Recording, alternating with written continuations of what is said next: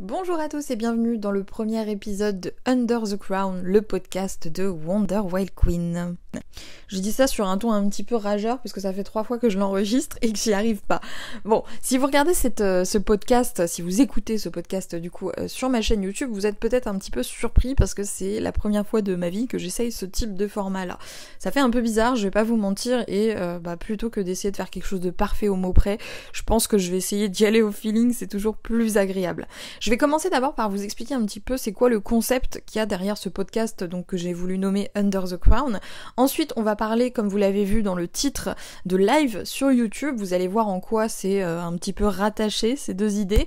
Et je vais vous expliquer le fond du podcast, en tout cas, je vais vous expliquer pourquoi je fais des lives sur YouTube et pourquoi, d'après moi, vous gagnez à au moins essayer d'en faire si vous êtes web entrepreneur et que vous avez un business en ligne, quelque chose à promouvoir.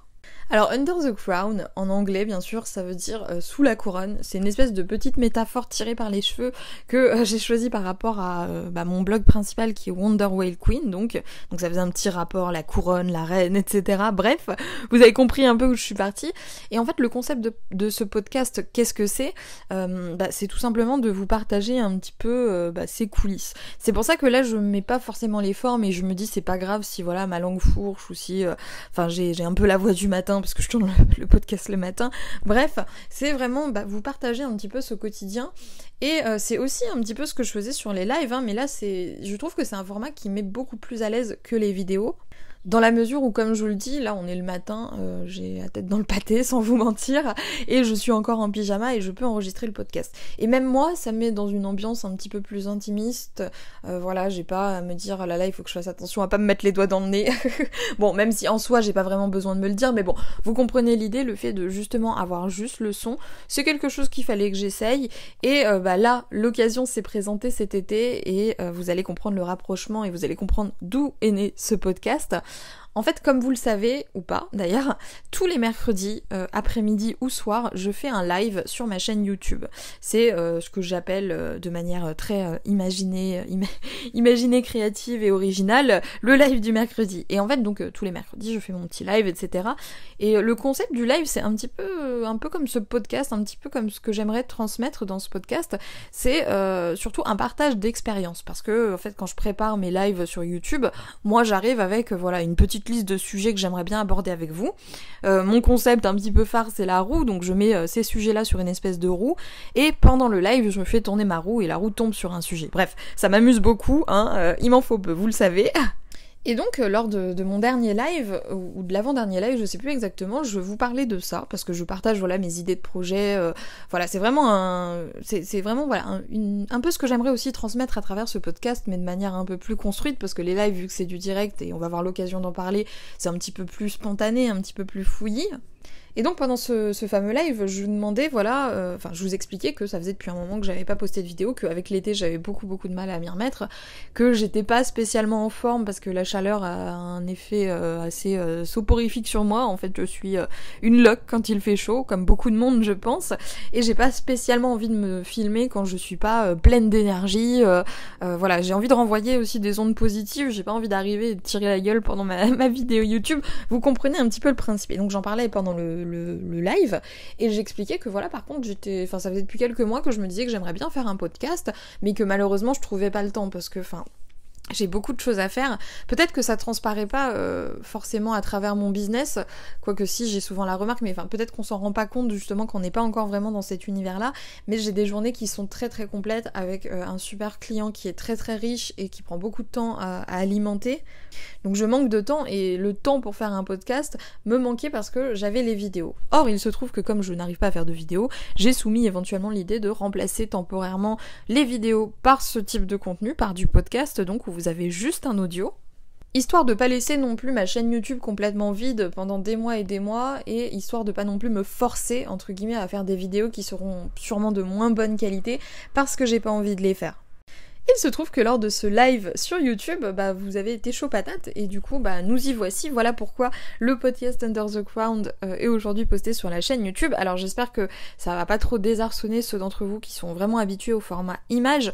Vraiment un podcast ça s'écoute d'une manière un petit peu différente d'une vidéo. L'idée pour moi c'est quand même de vous apporter quelque chose pendant que vous faites autre chose. C'est super moche comme phrase mais bon, c'est un peu ça l'idée quand même.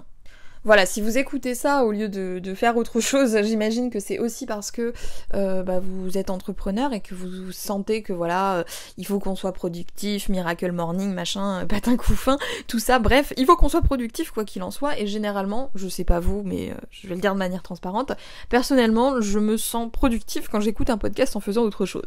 Et ça me donne, l'occasion d'apprendre de nouvelles choses sans pour autant perdre de temps, puisque j'écoute des podcasts au moment où mon cerveau, il est un peu libre, on va dire, quand je fais des tâches qui ne demandent pas de réflexion. Par exemple, quand j'étends mon linge, typiquement, c'est pile le moment où j'ai généralement écouté des podcasts, pareil pour la vaisselle, même pour mon business en soi, hein. Et d'ailleurs, c'est pour ça que je vous en parle, je vous encourage de faire la même chose.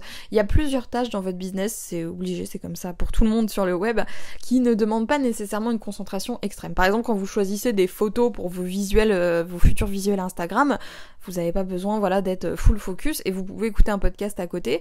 Moi je le fais notamment quand je fais du montage de vidéos de formation ou de vidéos tout court et où j'en suis à la première étape du montage où je vais venir couper tous les blancs. En fait, j'ai pas besoin d'écouter quoi que ce soit, j'ai juste besoin de couper bêtement les blancs pendant 10-20 minutes et ça me laisse le temps d'écouter un podcast, d'avoir une nouvelle réflexion et d'optimiser un maximum mon temps, finalement de réussir à apprendre de nouvelles choses en faisant quelque chose d'obligatoire. C'est pareil pour le linge, il faut bien l'étendre à un moment ou à un autre. Bref, ce que je vous recommande vraiment, c'est d'écouter ce podcast en faisant autre chose.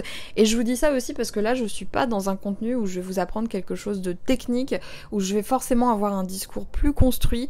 Comme je vous l'ai dit, l'avantage du podcast et moi, ce que je vois de ce format-là et de ce que j'aime de ce format-là, c'est ce format un petit peu conversationnel où en fait on a l'impression que la personne est en train de nous raconter un peu sa vie.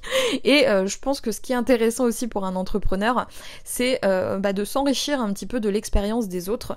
Moi je me rends compte après une petite année et demie dans l'entrepreneuriat, dans le web entrepreneuriat, que les moments où j'ai le plus appris, c'est quand j'ai échangé avec d'autres web entrepreneurs qui m'ont partagé leurs problématiques, quand même mes clients sont venus échanger avec moi sur leurs problématiques et qu'on a essayé de trouver des solutions, etc. Bref, je pense qu'en tant qu'entrepreneur, on gagne vraiment à s'enrichir de l'expérience des autres plutôt que de tout le temps chercher des techniques, des modes d'emploi, etc. qui peuvent différer parce qu'on n'a pas tous le même business plan, on n'a pas tous les mêmes techniques pour se faire connaître, on n'a pas tous les mêmes techniques pour notre business plan tout simplement. Donc on n'a pas toujours les mêmes choses à appliquer et ce qui fonctionne chez l'un ne fonctionnera pas forcément chez l'autre. Alors que l'expérience, c'est un peu comme une leçon. En fait, c'est comme si quelqu'un faisait un petit peu les erreurs à votre place et vous partagez son expérience. Alors ça va pas vous empêcher plus tard peut-être ou même maintenant de faire les erreurs que j'ai commises, mais peut-être que ça va vous ouvrir des pistes de réflexion et j'espère en tout cas que peut-être ça vous évitera de les faire et on va parler un petit peu de tout ça dans ce podcast Under the Crown, de tout ce qui tourne autour du web entrepreneuriat et de tout ce que mon expérience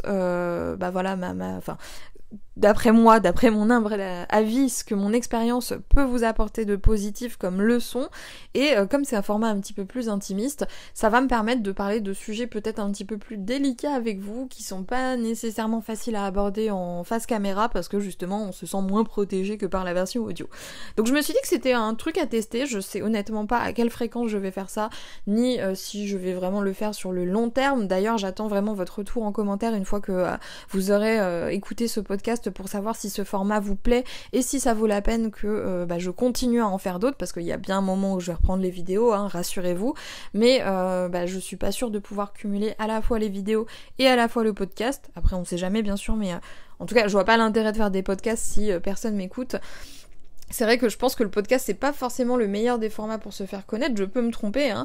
Là c'est plus dans une logique de partager quelque chose avec vous pendant cet été, pendant ce laps de temps où j'ai pas forcément envie de faire de vidéos, et d'avoir quand même du contenu utile à vous proposer.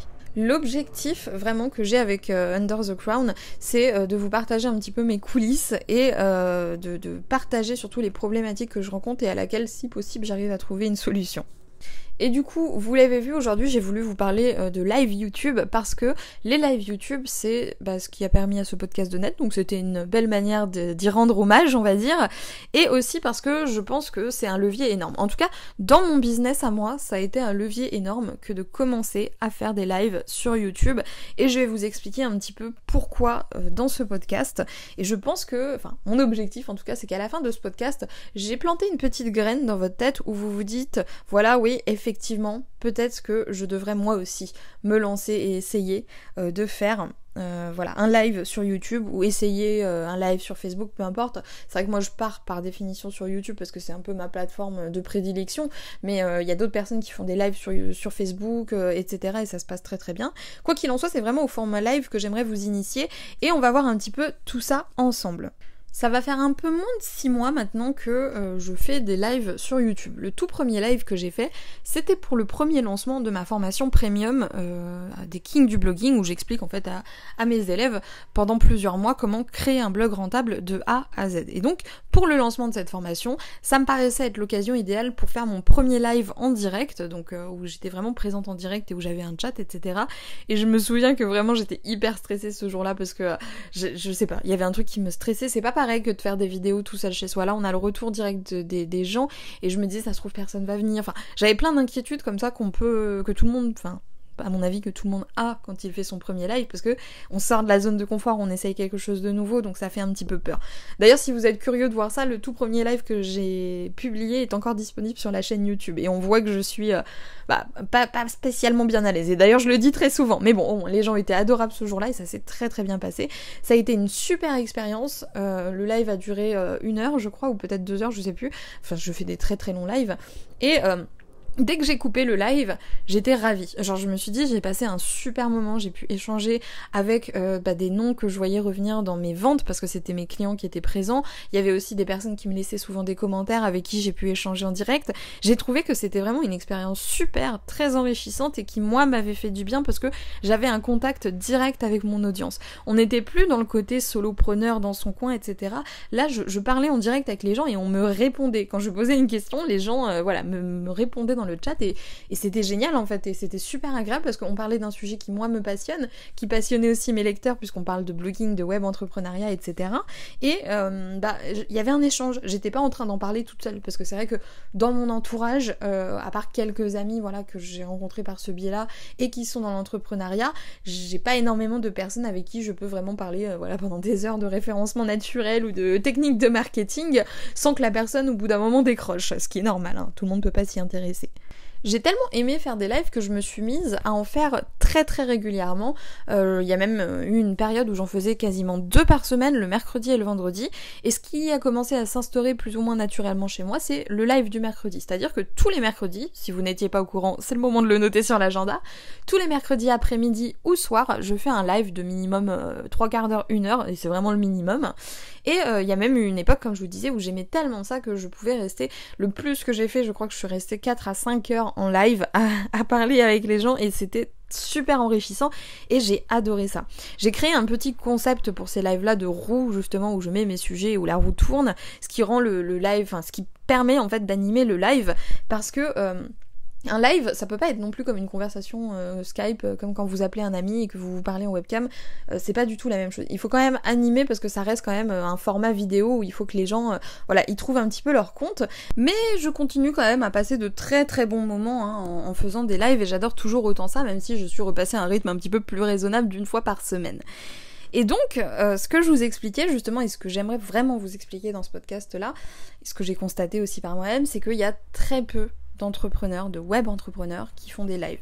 Et je trouve ça tellement dommage quand je vois tout ce que m'ont apporté mes lives finalement, et à quel point c'est devenu vraiment un moment clé dans ma semaine, quelque chose d'important dans mon business qui me permet à la fois d'échanger avec mon audience, mais aussi de partager sur des sujets que j'ai pas forcément l'occasion d'aborder, à la fois sur ma chaîne mais aussi sur mon blog. Déjà, pour comprendre à quel point c'est intéressant pour vous de faire des lives, il faut voir un petit peu comment c'est utilisé dans le monde d'internet. Le live, généralement, c'est utilisé surtout dans l'univers du jeu vidéo, où en fait, en gros, on a des gens qui vont se filmer en train de jouer aux jeux vidéo, des streamers, entre guillemets, on appelle ça comme ça, pour les différencier des autres lives normaux. Et L'idée est juste là, on va venir partager voilà une expérience qu'on a dans un jeu vidéo, etc. Et bien sûr ce concept un petit peu s'est décliné, et sur YouTube notamment, c'est ce qui permet notamment aux gros youtubeurs, on va dire, d'avoir un contact avec leur communauté, de faire des foires aux questions, d'avoir un échange un petit peu plus direct. Ce qui est intéressant là-dedans, c'est que, comme je le disais, pour les jeux vidéo, c'est là pour venir partager une expérience. Il y a beaucoup de choses qui sont intéressantes à montrer en live. Il y a par exemple sur la plateforme Twitch, qui est donc une plateforme de live, qui est vraiment dédiée que au live, où on peut voir des gens par exemple dessiner en live, donc on voit tout le processus créatif qu'il y a derrière, et pour moi, le live c'est vraiment une occasion de s'enrichir de l'expérience des autres, mais aussi de créer un rapport de proximité avec son audience, puisqu'on a cet échange qui est direct. Moi, depuis que j'ai commencé à faire des lives, je n'ai jamais été aussi proche de mon audience. Je leur parle très régulièrement, j'ai des nouvelles de tout le monde, etc. Et je me suis rendu compte, d'ailleurs big up à vous tous, que le mercredi finalement on se retrouve très souvent avec les mêmes noms qui reviennent. On est devenu un petit peu une petite équipe, si je peux dire ça comme ça, et on est tous là à discuter autour des mêmes sujets qui nous passionnent tous, et chacun est là pour apporter un petit peu son expérience, son échange, etc. J'ai presque l'impression, même si le mot est fort, que c'est limite une forme de mastermind, un petit peu les lives, même si encore une fois le mot est très fort, mais ça permet justement de créer une espèce de... Pas une notion de secte, c'est pas ça, mais une espèce de famille, voilà. Là, je pensais surtout au côté tribu, voilà, c'est ça le mot que je cherchais, pas secte. N'importe quoi, secte. Tribu. Ça donne un aspect de tribu qui est quand même très sympa. Et moi, j'adore les lives pour plusieurs raisons, et c'est principalement pour ça que je le fais déjà à la base. C'est donc déjà ce rapport de proximité, ce côté intimiste, parce que moi, il faut savoir que mes lives... Les lives du mercredi en tout cas, donc les lives normaux, pas les lives spéciaux, je les mets jamais en rediffusion. C'est-à-dire que si vous êtes là pendant le live, vous avez accès à ce que j'ai dit et vous participez à la conversation. Si jamais vous n'étiez pas disponible à ce moment-là, vous ne pouvez pas voir la rediffusion. Donc ça crée vraiment quelque chose d'un petit peu plus intime, une espèce de petite bulle où chacun peut s'exprimer, et c'est pour ça que je mets aussi en non rediffusé, parce que de cette manière-là, personne n'a peur de s'exprimer, d'exprimer ses problèmes, qu'on puisse tous ensemble essayer de trouver une solution, et on peut se permettre de dire certaines choses. Là, je pense un petit peu à tout ce qui est trash talk, parfois on part un petit peu, et vu qu'on est plus libre de dire ce qu'on veut, on s'auto-censure moins, et de toute façon c'est pas grave parce que ça va être supprimé. Donc j'adore ce rapport d'intimité, de proximité qui me permet d'aborder des sujets parfois un petit peu épineux, et de quand même vous faire partager cette expérience-là, même si là je vais essayer de le faire à travers le podcast. C'est beaucoup plus sans filtre en live, parce que en live c'est du direct en fait. Là par exemple, si je dis une bêtise, je peux le couper, c'est pas grave. Bon, jusque là j'ai rien coupé, je vous ai même laissé le truc des sectes, donc voilà, mais en live c'est vraiment plus spontané pour le coup. C'est diffusé en direct, donc même si je voulais couper, je ne pourrais pas, c'est passé, c'est passé. Ce côté spontané, je pense qu'il est aussi important, surtout par rapport au positionnement que j'ai dans mon entreprise, dans Wonder Well Queen. Parce que moi j'ai un positionnement où je dis aux gens clairement, moi je suis pas la fille qui va arriver en costard cravate tailleur et qui va vous parler, chers collaborateurs, machin, etc. Moi je suis chill, relax, moi je me prends pas la tête, et j'ai pas cette vision du business où on est obligatoirement sérieux. Moi je pense qu'on peut être quelqu'un de sérieux dans son business tout en étant tranquille ou pépouze, et en ayant un petit peu son rythme de vie et son petit style, on va dire. Mais tout ça, en fait, ça me permet vraiment d'aimer profondément faire des lives, et en dehors du fait que moi j'aime vraiment ça, donc je le fais parce que j'aime ça, bien sûr, et si vous n'aimez pas ça, n'en faites pas, c'est pas l'intérêt, mais je voulais aussi, en plus de vous parler du fait que vraiment j'aime vraiment ça, de ce que ça a apporté à mon business, parce que ça a apporté des choses à mon business, et c'est ça, je pense, qui vous intéresse. Déjà, donc, on va se répéter un petit peu ici, mais c'est cette proximité justement. Si vous êtes proche de votre audience, si vous comprenez leurs problèmes, si vous pouvez leur parler en direct, ce sera toujours bénéfique parce que vous les comprendrez mieux que personne. Ça fait vraiment grapper l'empathie, la compréhension de l'autre, et vous savez ce qu'il faut proposer aux gens. Combien de fois, en fait, j'ai posté une vidéo, j'ai posté un article, et la personne m'a dit « Ah, j'ai l'impression que tu lis dans mes pensées, j'en avais besoin. Ah, est-ce que c'est pas moi qui t'ai inspiré, etc. » Parce que oui, moi quand on me demande c'est quoi ta source d'inspiration, ma source d'inspiration c'est mon audience. Mon idée à moi c'est de créer un blog qui est utile, c'est de publier du contenu qui sert aux gens, et qui leur apporte une valeur d'une manière ou d'une autre. Et pour apporter une valeur aux gens, il faut savoir de quoi ils ont besoin. Pour savoir de quoi ils ont besoin, il faut discuter avec eux, et il faut cette proximité. Donc là déjà c'est très bon, parce que on comprend mieux son persona, on comprend mieux son audience, on comprend mieux son client, et on est en meilleure posture pour lui proposer exactement ce dont il a besoin. Autre ça, quelque chose aussi qu'il faut bien prendre en compte, c'est que même si le live c'est chill, c'est tranquille, moi je fais même des clubs pendant mes lives, voilà, roue libre, hein, j'ai envie de vous dire. Même si voilà, le live c'est chill, ça reste quand même un format qui vous permet de faire de la promotion. Donc si vous vendez un service, si vous vendez un produit, le live c'est l'endroit idéal presque pour promouvoir ça, et d'une manière ou d'une autre, ça le promeut, c'est très moche comme mot, ça le promeut, donc ça en fait la promotion, voilà, ça sonne déjà mieux. Et pour tout vous dire, ça en fait même sacrément bien la promotion, parce que moi, à titre d'exemple, je le fais pas non plus énormément, mais bon, vous avez dû le remarquer que quand je suis en semaine où j'ai une promotion ou un lancement de produit, sur la roue, je mets le nom du produit, quand la roue tombe sur le produit, je dis, au fait, n'oubliez pas, il y a tel produit en promo, etc. Et... Enfin, des fois, ça me prend 5 minutes, les gens, ça les dérange pas plus que ça, enfin, c'est comme une page de pub, quelque part, bon, c'est peut-être, un peu plus relax et un peu plus à l'arrache une page de pub, mais juste le fait de dire ça, moi, ça m'a permis de générer beaucoup de ventes pendant les lives, et notamment à cause d'un truc fort, toujours cette proximité, parce que, quand la personne voyait le produit, qu'elle avait une question, elle pouvait me la poser directement, donc je pouvais directement casser ses objections, et non seulement je pouvais casser ses objections, mais en plus de ça, je me montrais accessible, donc forcément, ça renvoyait un message positif, donc en tant qu'outil de promotion, c'est tout bénef quelque part. Hein. Et là, pour appuyer un petit peu tout ça, c'est que ça contribue vraiment à mon branding. Comme je vous le disais, moi j'ai une image que je veux de proximité avec les gens, c'est-à-dire que moi je veux échanger avec les gens, je veux les aider vraiment, et c'est important que les gens comprennent quelles sont mes motivations justement. Donc ça me permet justement lors des lives de, de manière un petit peu plus construite, de véhiculer, on va dire, la bonne image de marque, de partager ma culture d'entreprise, bref, tout ça c'est des mots compliqués, juste pour vous dire que même en tant que personne, ça me permet de transmettre les valeurs que j'ai envie de transmettre et de montrer dans quel état d'esprit je me trouve, sans filtre, parce que le live c'est du direct, c'est spontané, et on peut pas vraiment se cacher en fait, donc on est obligé de montrer qui on est et de montrer quelles sont les valeurs de son entreprise, donc forcément ça permet aussi au profil de client que je vise et qui est en accord avec mes valeurs et qui est en accord avec ce que je prône, si je puis dire, de se reconnaître dans mon discours plus facilement et de comprendre exactement de quoi il s'agit. Parfois, justement, pendant des lives YouTube, c'est pas rare que je vois de nouvelles personnes apparaître à chaque fois, et que ces gens-là me disent « Ah bah je viens de te découvrir, alors j'écoute le live, etc. » Et je suis persuadée que ça véhicule le bon message.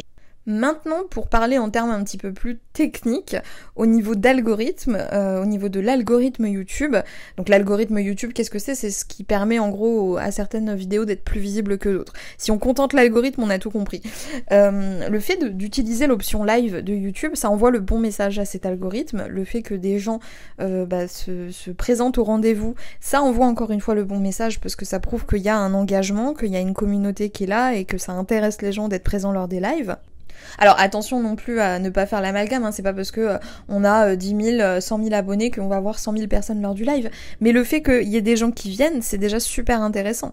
Moi, à titre d'exemple, là je suis presque, bientôt, on y est presque, bientôt riche et célèbre, je suis presque aux 1000 abonnés, et avec 1000 abonnés, mon record de live, ça a été entre 45 et 50 personnes en simultané, et chaque semaine, j'ai en moyenne une vingtaine, voire une trentaine de personnes, ça varie vraiment hein, de l'heure et de la période, mais ça va de 15 à 35 personnes qui viennent chaque semaine au rendez-vous et avec qui on peut échanger de cette manière-là. Donc c'est pas négligeable du tout, encore plus quand on est au début de son entreprise et que là on parle pas juste de prospects froids, mais de personnes qui participent, de personnes qui écoutent tout le live en entier, qui sont prêts à suivre un contenu qui est un petit peu décousu comme un live et qui sont vraiment intéressés. Donc c'est vraiment du trafic, j'ai envie de vous dire, qui est qualifié, même si là, bien entendu, l'idée de faire des lives, c'est pas de se dire trop bien, je vais attirer du trafic, mais surtout je vais pouvoir échanger avec mon audience et comprendre comment résoudre ces problèmes, comprendre comment leur apporter exactement ce dont ils ont besoin et comprendre quelles sont leurs problématiques, le tout en leur apportant quand même mon expertise et ma valeur lorsque c'est possible. Alors bien sûr, là je vous ai mis un petit peu tous les côtés positifs sur la table, on va biaiser un petit peu ce discours pour que vous puissiez quand même vous faire une idée un petit peu plus neutre. Il y a quand même certains inconvénients à faire des lives et je vais pas vous le cacher. Déjà quelque chose de non négligeable, c'est du temps, le temps que ça prend, c'est-à-dire que moi tous les mercredis, je sais qu'il faut que je me bloque minimum 1 heure pour faire un live et parfois ça peut être être compliqué quand on a un agenda un petit peu rempli, c'est un temps qu'il est nécessaire de prendre. Plus que du temps, ça va vous demander de l'énergie aussi, parce que vous pouvez pas juste faire un live et ne pas bouger, et voilà, comme si vous regardiez une série Netflix. Il faut animer, ça reste un contenu, il faut que ça reste divertissant à regarder, que vous essayez de faire en sorte qu'il n'y ait pas de blanc. Moi, si vous faites attention, pendant mes lives, c'est très rare que je ne dise rien, en fait, parce que j'ai conscience que il faut que j'anime, il faut que je fasse en sorte qu'il y ait de l'ambiance, grossièrement dit, et ça demande de l'énergie. Et puis, c'est bien beau d'avoir de l'énergie, mais il faut aussi trouver de quoi parler. J'ai une copine qui me disait il y a pas très longtemps, mais comment tu fais en fait, de quoi tu parles tous les mercredis, comment tu fais pour toujours trouver des sujets de conversation?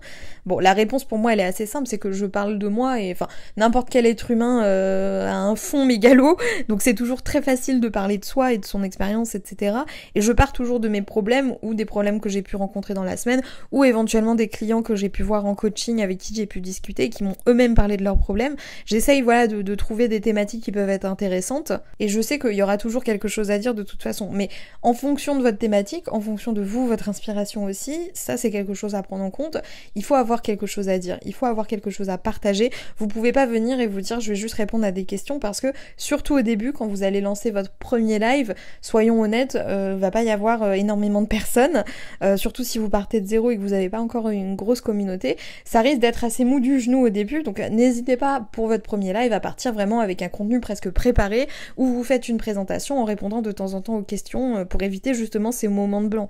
Parce que si quelqu'un arrive sur votre live et que vous dites rien, qu'il y a un gros blanc, la personne va repartir. Donc voilà, bon, je me suis un peu étalée, mais c'est un inconvénient, il faut trouver quand même des sujets, et c'est pas donné à tout le monde. Tout ce qui fait partie de ce que j'aime est aussi dans les inconvénients, puisque un inconvénient non négligeable, c'est que vous êtes en direct. Donc le moindre faux pas, la moindre maladresse peut malheureusement coûter cher, en tout cas sera montré aux gens. Donc il faut quand même faire attention à ce que vous dites, et voilà, aussi éventuellement à ce que les personnes dans le chat ou dans le direct vous disent. Alors nous on a tendance, comme je le disais un petit peu plus tôt, à partir dans le trash talk, donc voilà, à citer des noms, etc. Et c'est aussi pour cette raison-là que moi je préfère mettre les lives en non rediffusé, parce que si jamais je le laisse en rediffusé, et même en étant en live, moi je m'expose quand même à des risques de diffamation, et même si c'est pas moi qui ai posté le message, je suis responsable de ma chaîne YouTube, et ça peut me retomber dessus à l'arrivée. Bon, je dis pas, hein, j'adore moi-même faire du trash talk, mais c'est des risques dont il faut avoir conscience. Vous devez faire attention à ce que vous disiez en live. Moi, je choisis l'option de sécurité de faire du non répertorié pour que chacun puisse s'exprimer à peu près librement, mais il y a quand même une forme de censure sur YouTube, et je dis sur YouTube, mais c'est la même chose si vous faites des lives sur Facebook, vous pouvez pas poster n'importe quoi, vous devez respecter certaines règles, et bon, alors bien sûr, on n'est pas non plus derrière la loi, hein, qu'on s'entende, mais voilà, vous devez quand même faire attention à ce qui est dit, et à ne pas trop vous laisser emporter, comme moi je peux le faire, par ce côté un petit peu chill, relax qu'on a avec le live, avec le format live en tout cas. Donc tout ça pour vous dire quoi? Parce que j'arrive enfin à la conclusion de ce podcast, et apparemment j'avais pas mal de choses à vous dire, donc j'espère que ça vous aura aidé. Mais pour conclure, moi je pense que vous gagnez vraiment à essayer de faire des lives sur votre chaîne YouTube, sur votre groupe Facebook, peu importe. Si vous avez déjà une audience de base, hein, je vous conseille vraiment pas de faire des lives si vous avez 0 personne, à part si vous faites du contenu sur les jeux vidéo qui attire naturellement des gens, mais si vous faites des lives comme moi je peux faire sur un sujet bien précis, business, etc., sans audience, ça va être un petit peu compliqué. Si vous avez déjà une petite base, mais vraiment juste une petite base, ça peut être l'occasion de renforcer les liens. Vous n'avez pas besoin d'avoir un nombre affolant de personnes, et puis le live c'est aussi l'occasion de tester justement l'engagement de votre audience. Vous pouvez faire des lives où il y a beaucoup d'échanges et beaucoup de réactions en ayant 200 inscrits à votre mailing list. Ce qu'il faut c'est essayer, et moi je vous encourage à essayer, parce que vous avez beaucoup à y gagner, surtout en termes de proximité avec votre audience, de proximité avec vos clients. Ça c'est quelque chose qui est important. On se lance tous, je pense, en tant que web entrepreneur pour répondre à un besoin, pour aider une catégorie de personnes bien spécifique. Et là, c'est l'occasion à la fois de le faire, mais aussi de leur montrer que vous êtes la personne idéale pour ça. Donc pour moi, personne ne devrait s'en priver. Et en plus de ça, cerise sur le gâteau, c'est quand même quelque chose de très appréciable à faire, et qui va vous faire du bien au moral. En tant qu'entrepreneur, on est un peu souvent seul à la maison, surtout les web entrepreneurs. On n'a pas beaucoup l'occasion d'échanger en direct avec d'autres personnes, et le fait de faire un live chaque semaine, c'est quelque part un petit shot de vie sociale qui peut aussi vous faire du bien si vous travaillez seul à la maison. Bref, du coup j'ai fait le tour de tout ce que j'avais à vous dire par rapport au live YouTube. J'espère que ça vous aura plu, que ça vous aura apporté quelque chose. Comme je vous le disais, ce podcast c'est encore une petite expérience de ma part, donc je sais pas du tout si je vais le continuer, si je vais le faire régulièrement, etc. Pour vous en dire plus à ce sujet, je vais avoir besoin d'avoir quelques petites opinions.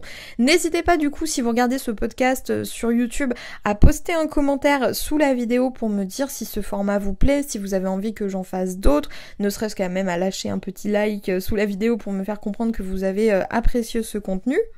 De la même manière, si vous avez quelque chose à me conseiller pour m'améliorer, etc., il n'y a pas de souci. Moi, je suis vraiment novice dans ce domaine-là, donc j'espère que c'était pas trop désagréable à écouter. Quoi qu'il en soit, j'ai vraiment hâte d'avoir votre retour, donc je serais très reconnaissante si vous preniez 2 petites minutes juste pour me mettre un petit mot à ce sujet. Du coup, moi, je vais vous laisser là. N'oubliez pas de vous abonner à ma chaîne YouTube si c'est pas encore fait et de télécharger un cadeau gratuit, un module de formation gratuit pour booster votre business sur mon blog. La page c'est wonderwayqueen.fr/KDO, tout simplement les lettres KDO. J'espère vous retrouver très vite pour vous parler de d'autres sujets brûlants et je vous dis à très bientôt lors d'un fameux live du mercredi. Si jamais vous êtes disponible ce mercredi, vous êtes les bienvenus. Et c'est terrible, je ne sais pas du tout comment conclure ce podcast. On sort de la zone de confort là. Bref, je vais arrêter un peu de manière maladroite.